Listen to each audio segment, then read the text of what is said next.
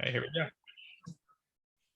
All right, you're listening to HawkeTalk. I'm here today with Patrick Schwarzenegger. How you doing? I'm doing good, man. I'm in Atlanta right now. You caught me on my lunch break from filming, so It's a late lunch too. That's why I have this beautiful bronze tan on and have the makeup and everything. So you didn't do makeup for the podcast? Yeah, we could, we'll say it's for the film. So, always like to start this off, like take me back. I assume, came out of the womb, you're immediately investing and acting and had your whole life planned out from the beginning, right? Since day one. Since day one. Perfect. Exactly. So yeah, where were you born? I was born in Los Angeles, California.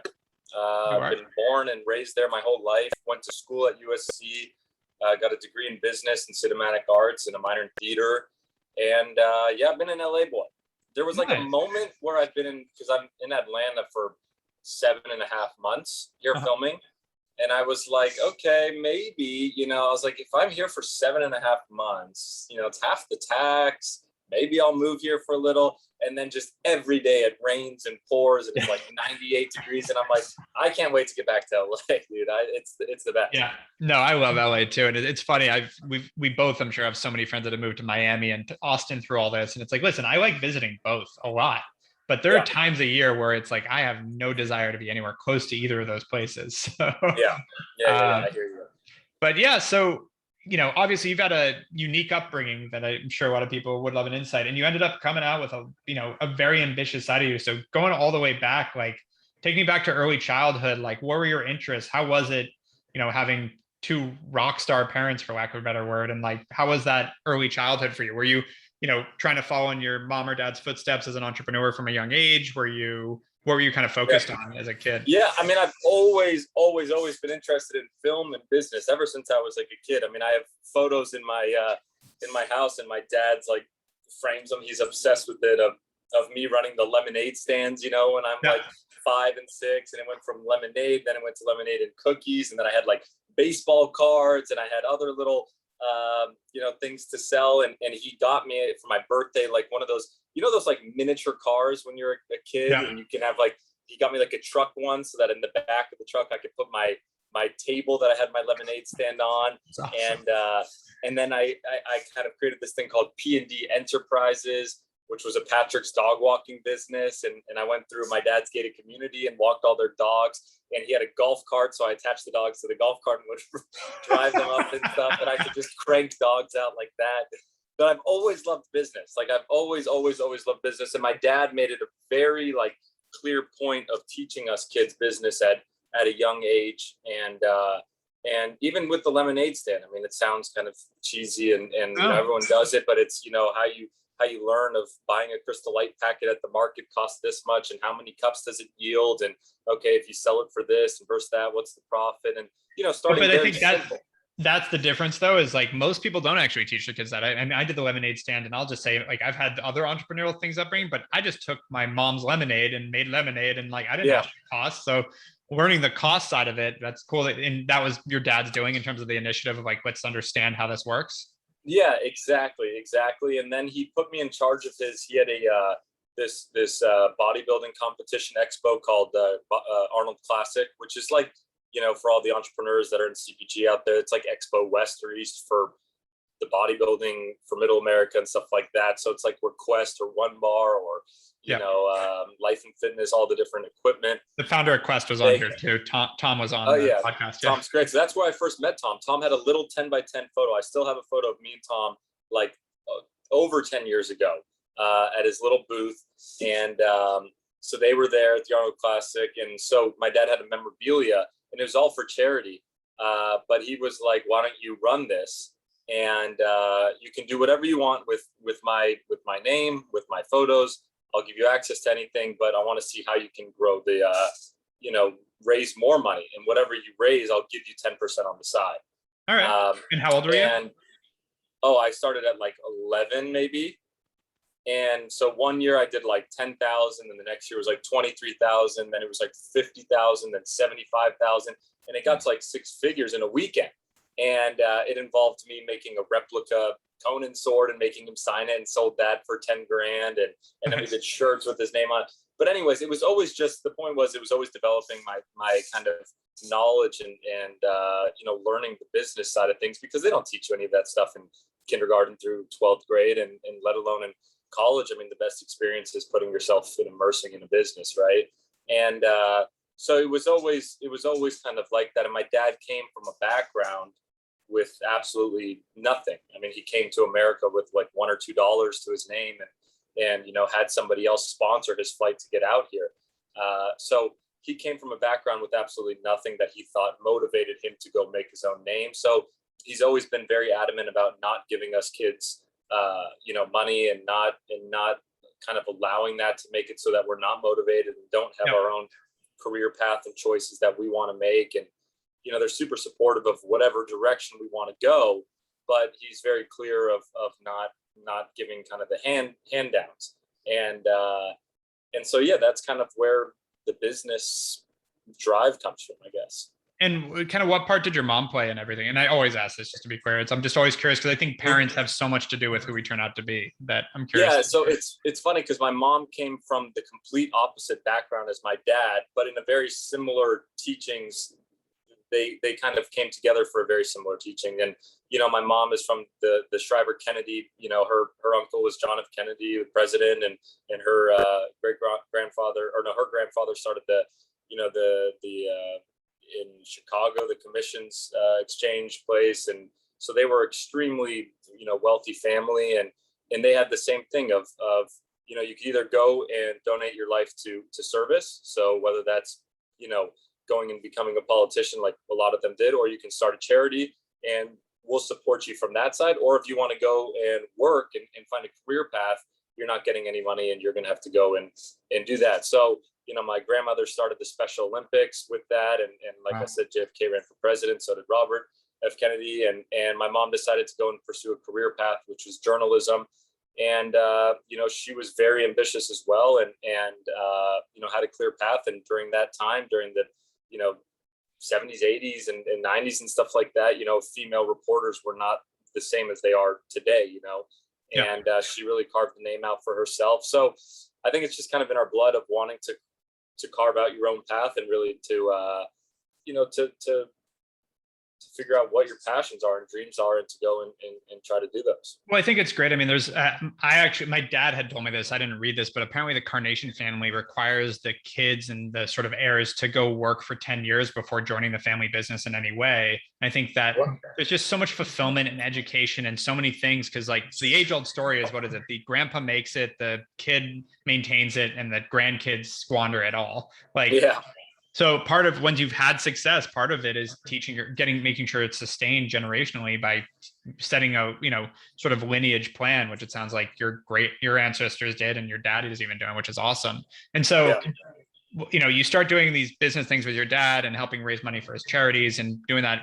Did you think as like, a teenager, you were going to get into entrepreneurship, or what were you, or was it acting? Like, where were you gravitating towards more? Yeah, so my parents always wanted me to get the education, to finish high school, finish college. So I always had that kind of in my plans of what I wanted to do. And I just really loved business. I started my own business in when I was a seventh grader, called Project 360. That was a clothing company that used different recycled materials on shirts and wristbands and everything. And I know you love business, and I get the impetus to start, but why that? How did that happen? It started because there was this craze around Livestrong bands. You remember those Livestrong bands? And so everybody was wearing Livestrong bands, and I was like, I'm going to make a Livestrong competitor. I'm going to make another thing. And I made it like twice the size, so it was really big, and you could have big inspirational words on it. And they were going like hotcakes. I mean, I was doing like 10,000 in a weekend. And I remember one day it was one of the girls on The View wore it, and I did $63,000 in the day. And so you're really, this is in seventh grade. Yeah, and I was sitting in my class, and I was looking at the computer, and I was just like, holy shit, that is insane. And so it was a great learning experience. But clothing wasn't ultimately kind of really, that wasn't what I was kind of passionate about, but it was a good learning experience. And so I made some money from that. And then in high school, I wanted to get more involved with business. So I started taking college classes at Santa Monica City College. And And then I got used part of the money I made from Project 360 along with a loan from my parents with an interest rate, and invested in Blaze Pizza, which was a company that was starting out as pre-revenue, and it was basically like, we're taking Chipotle, what Subway did for sandwiches, Chipotle did for Mexican food, we're doing that for pizzas. And I was like, this is genius. I invested, and the company grew to 370 stores. It was a massive success. It was a unicorn for me. And in college, I sold out of that. And that's kind of, once I hit college, that's kind of like when the health and wellness, better for you alternative craze really started, right? I mean, we had the vitamin water had sold, Buy was going, we had all these new things that were popping up. And I was like, okay, I just made a lot of money. I need to go and start finding these companies that are doing that, these entrepreneurs and individuals that are making these companies and focusing in this better for you health and wellness alternative space. That's what I'm passionate about. That's what I grew up with. That's what I know. I'm going to go and do that. And then that's where I've been for the last 10 years.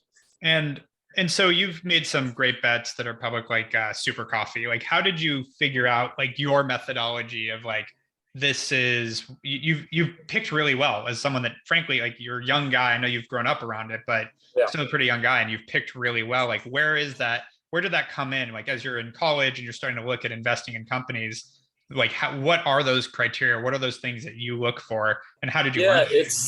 I've had a few different companies that have exited for multi-$100 million exits, and it's been, amazing. But I mean, I don't have some magical formula. I really just go to where, the types of companies that I really think that I would use, that customers are looking for, that's not currently out there, and that entrepreneurs that are running it, that I think I would bet on. So with Super Coffee, I mean, I was a college student. The other guys that were running it were college students. They were on Shark Tank. They didn't get money. And I never tried the product. I was just like, fuck, these guys have so much passion. And coffee was the largest growing trend that year, cold brew specifically. Chameleon just had sold for like $70 million within a year. And I was like, oh my God, this space is so hot. Amazon put out that ready to drink breakfasts were like the fastest growing thing on their web store. And I was like, this accomplishes all of those things. And it's going towards this thing called keto, which was starting out, 5-6 years ago. And I was like, so I just DM'd them and I was like, look, guys, I know you didn't get money. I have some money, like, let's make a deal. And I flew out to New York and we made a deal. And, that company was doing, sub $1 million, and now they're doing 100. So, same with Liquid IV, at the time, hydration was one of the fastest growing. It still is, I think, the second fastest growing, category when it comes to food and bev and CPG trends. And Liquid IV did a really great job of branding itself as the healthier Gatorade, but in those, sachet, like, powder forms, and the direct to consumer margins were amazing when you didn't have to send a beverage and it wasn't heavy, and the shipping costs were so low and their margins were astronomical. So that was like, and Brandon had been doing it for years and years and years before he finally gained traction. Like, he'd been CEO of the company for like a decade. In the first 6 years, he didn't break $1 million. And then it went from like $1 million to 20 to 50 to 100 to 200. And they sold was it Unilever? Yeah. That's awesome. Exactly. So that was another great one. And we've had, tons of different great bets, but I don't, it's, my firm is me, myself, and I really bet on people that I think that are, great, hungry entrepreneurs. And I would say 99% of my bets have been on entrepreneurs that are under the age of 30.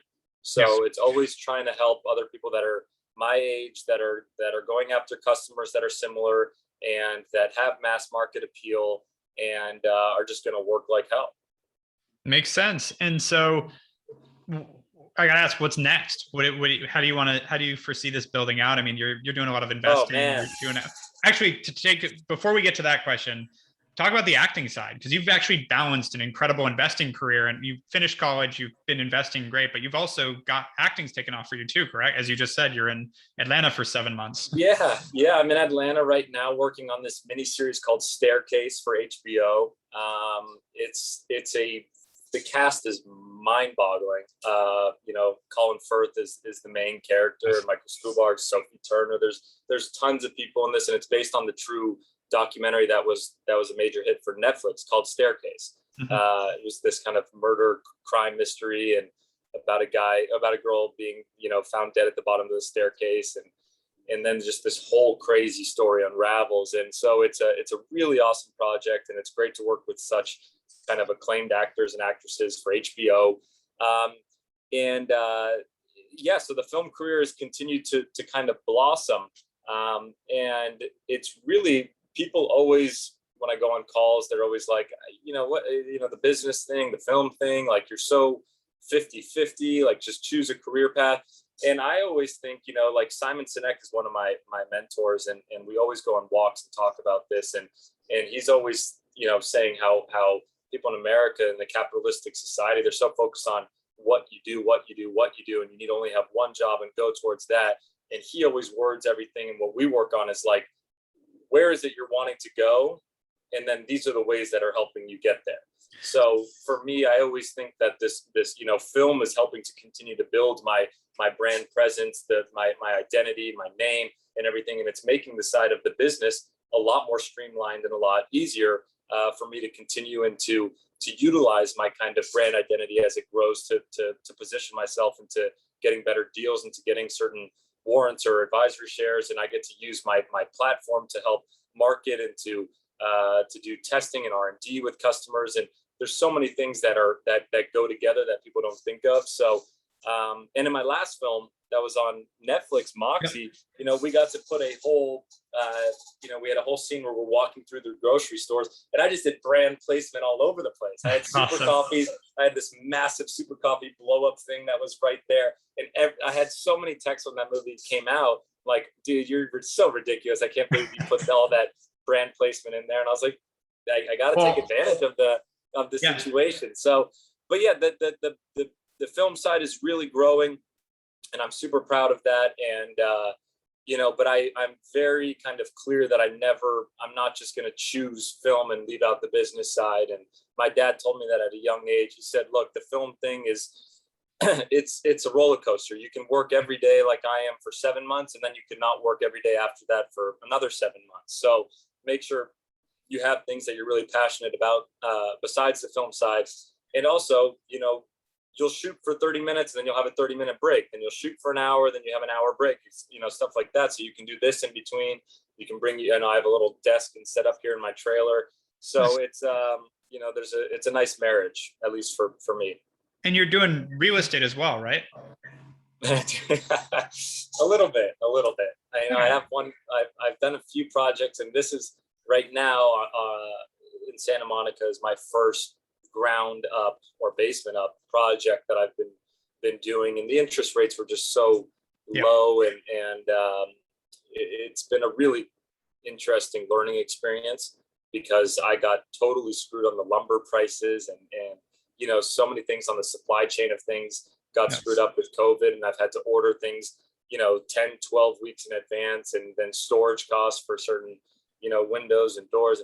It's still going to go great. I think it's still going to be a great return, because that area is so hot, and the real estate market has gone up. But it's been a fun learning experience. Yeah, no, that's all. And so anything else going on that we haven't talked about currently? Because then we'll get into the next question. No, I think you mentioned like what's next. And I really, when I was in my early 20s, it was like, I really wanted to utilize my 20s to make sure and to establish this idea that I wanted to find certain brands that I could kind of work with to really grow. And I wanted to show that this better for you health and wellness space and sector was something that was viable, that there really was going to be this massive trend change, that Americans specifically were going to start looking for foods and beverages and snacks and vitamins and nutritional supplements, everything that was better for you, cleaner for you. And that started to really happen. So now that I have those certain wins under my belt, the next thing is really during my 30s is going to really build out a team. And I've been talking with the Super Coffee Brothers about that, and figure out how can we no longer just invest and help early stage companies grow, but now how can we put together a team that can really help these young companies and help from the operational side, the supply chain side, the marketing side, be kind of a hub and really grow all there. So that's kind of what's next, and really excited about that. Yeah, no, I think the operational investor is just the way to do it. I was just talking to another guy that's in a bunch of consumer brands that you should meet if you don't know him already. But he we were same thing. Like you look at his portfolio, it's like 20 very successful consumer brands. And it's like, okay, so at some point you're not lucky. Like you've done Yeah. something different. And what it is Yeah. he comes from consumer, he's got an operational, he's got a lot of strategic advantages. So he knows how to pick it, but then he knows how to help it. And that's just huge. Yeah, exactly. And that's what I felt I've really learned. And that's, we're starting our first company out of our new firm to do that, which is, I've talked to you about. It's called Mosh, which is a company that looks to educate consumers on what they eat and drink impacts their brain health. And, that's going to be our first company aligned with my mother, Maria Shriver, who works for the Alzheimer's Association and started the Women's Alzheimer's Movement. So it'll be a B Corp. It's going to give back to the Women's Alzheimer's Movement. And, our first product is a brain bar, a snack protein bar with low, 1 gram of sugar, 12 grams of protein, and then a bunch of brain healthy ingredients and nootropics in it. And, cognitive decline and brain health is this last year was the 4th fastest growing segment in CPG.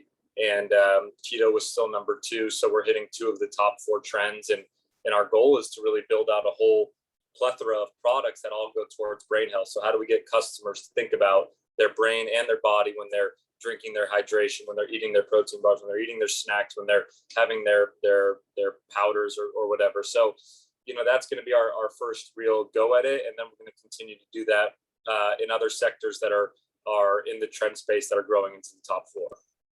Makes sense. That's awesome. And so last question for me, what's one piece of advice you either received or wished you received that you want to share with someone that's getting started, trying to figure out how to pursue their dreams, how to get going after it? Oh man, I feel like, that's probably one of the things I'm most fortunate about to have my dad is he's really like, for me, and I know for a lot of people, one of the most motivational people to have kind of always squawking in my ear. Sometimes it's a lot, but it's, he's just always there kind of reinforcing and motivating me to become better and to try to really go after my dreams and everything. But yeah, I was going to say, is there any line that he told you or something that's always stuck with you that I learned? My dad was a successful entrepreneur and gave me a lot of advice that like has things that he didn't even realize were things that stuck with me. Like he said it in passing half-assed, but it's like something that's completely life-changing for me. Yeah. Well, my friends all have a joke because he'll say like, he's so annoying when like, if he'll invite you to lunch, and he'll always have some snark comment. And the one comment he always says to us, to me and to my friends when we go to lunch with him or when we're in, some Valley, Idaho, and we're skiing. And he's always like, he always kind of just looks at us and he'll usually have a cigar and he'll look at us and he'll just be like, just remember, while you guys are here enjoying the vacation, someone else is in the library studying. Someone else is at their work office and doing the work so that they can get ahead of you. And we're like, really? Like, we're just trying to relax for a minute. And he's like, I just want you to know that. And I'm like, okay, good. I'm going to go back and get some work done now then. And just real quick, I have a similar one where when I started, I came out of college and went into real estate, and I was the first one in the office, last one out. It was in 2008 when the whole industry collapsed, but I was still grinding, trying to make something happen. I called my dad and was like, yeah, I'm grinding. I'm in the office at 6 a.m. every day. I'm leaving, sun's already down. I'm walking up the office with 50 other brokers gone before me. And he's like, 6 a.m. He's like, what's wrong with 5 a.m.? Yeah, that's something my dad would say too. That's exactly. Or sometimes, like on the weekends, he'll purposely like FaceTime me at like 6 a.m. or something. And I'll answer and he'd be like, just wanted to check if you're awake. And then that's it. And I'm just like, thanks, like really. It's nice to have, man. Sometimes that outside motivation is needed. I know it's good to have it intrinsically, but that push can help. It is. But I think, my dad is one of the things he's always said to me and that he's a big believer in is that he's not a self-made man and that you always need to find somebody that can help propel you and get you to your dream place and to surround yourself with people that expect more out of you and that push you to become your best. And he kind of always uses the reference, whether that's in business, whether that's in film, whether that's with, in the gym. And he always would say, it's so interesting how if I were to go to the gym and try to do bench press today by myself, I can only lift this much. But when I have my partner there that's rooting me along or there for the spot and just barely helping it up, you can lift more. Yep. It does something to your mindset and there's kind of that safety net of someone right there. So he's always a big believer of finding someone and finding your friends and different people that you can surround yourself with. And there's, you know, the famous quote of "Show me your friends, I'll show you your future." So he's always a big believer in that, and finding people that can really kind of be your complementing partner, as I'm sure you do now with your business. I've met your business partner. So Yep. yeah, I mean, I could go on. No, that's great. No, stuff, but yeah.